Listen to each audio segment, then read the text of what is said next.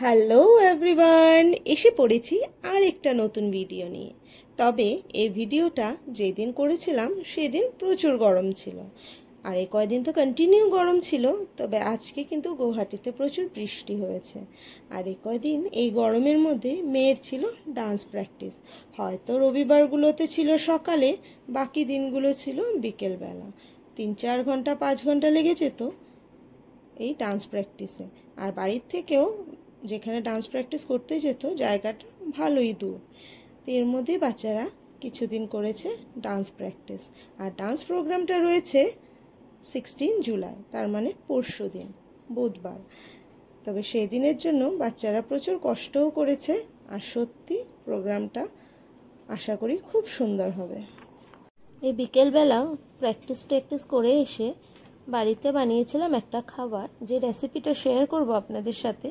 সেটা কিন্তু একটা লাইট খাবার, যেটা বাড়িতে থাকলে হয়তো আমার মনে হয় বিস্কিটের খুব একটা প্রয়োজন পড়ে না, আর এটা চা দিয়ে খেতে প্রচণ্ড ভালো লাগে, আর বাচ্চারাও খেয়ে ভালোই বাসবে। মিষ্টি থাকলেও এই খাবারটাতে মানে পরিমাণটা খুব কম। আপনারা একবার এটা ট্রাই করে দেখতে পারেন। তো যেটা বানাবো সেটাকে আমরা লাবণ বলি। লাবণ, রাবণ না কিন্তু। তো আপনারা এটা শুনে নিন। এই খাবারটা মা বানিয়েছিল, তো মা বানানোতে সেই ভিডিওটাই করে রেখেছিলাম, সেটাই আপনাদেরকে দেখাচ্ছি। আমি পরে বানিয়েছি একবার, আর মার সাথে আমি ছিলাম, একা করে মাকে বানাতে দিইনি। কিন্তু যেহেতু মা এটা বানাতে জানে, তা মাকে দিয়েই বেশিরভাগটাই করাতে হয়েছে। আর এটা একটু মানে যেসব জিনিস লাগছে যেভাবে মাখতে হয়, এটা একটু মানে কষ্টের বিষয় বা ঝামেলা, যেটা আমি জানি না। তবে চলুন আপনাদের সাথে শেয়ার করি। এই পাউডারটা দেখছেন, এই গুঁড়োটা আমি দেখাতে ভুলে গেছি। এটা হলো খইয়ের গুঁড়ো। খইটাকে আগে একটু কড়াইতে গরম করে নিতে হয়, তারপর এটা মিক্সিতে আমি গুঁড়িয়ে নিয়েছি। আর সাথে রয়েছে এটা মৌরির গুঁড়ো, একটু মৌরি গুঁড়ো করে লাগছে এটার মধ্যে, তবে খুব বেশি না, অল্প একটু, জাস্ট ফ্লেভারের জন্য। তারপর এই পাউডারটাতে, তবে হ্যাঁ, আমি যা গুঁড়ো করেছি সবটা ঢেলে দিইনি, অল্প অল্প করে করতে হয়, একবারে এতটা করা সম্ভব না। তো এইটুকু খইয়ের গুঁড়োর মধ্যে এইটুকু মিলিয়ে নিয়েছিলাম মৌরির গুঁড়ো।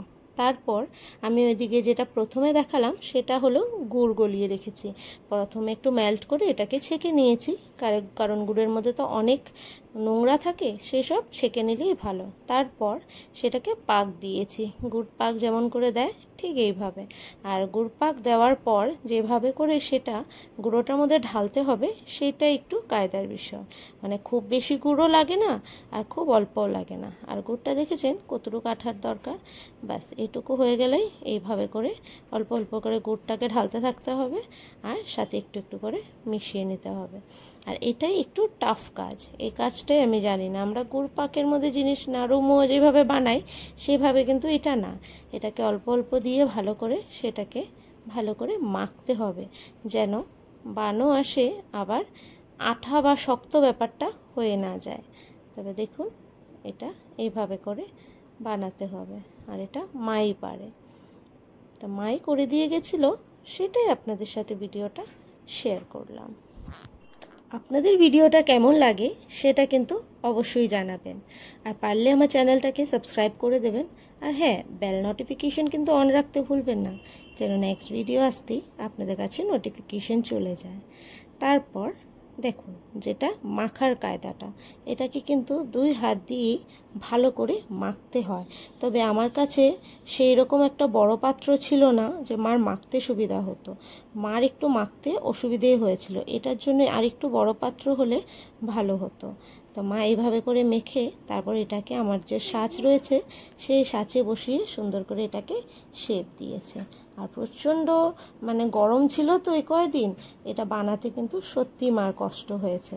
তবে মায়েরা তো ধৈর্য অনেক বেশি, পেশেন্স অনেক বেশি, ওরা তো অল্পেতে হার মানে না। আমরা হলে হয়তো ছেড়ে দিতাম বা বলতাম এখন বানাবো না। তবে দেখুন এইভাবে করে বানিয়ে রেখেছে।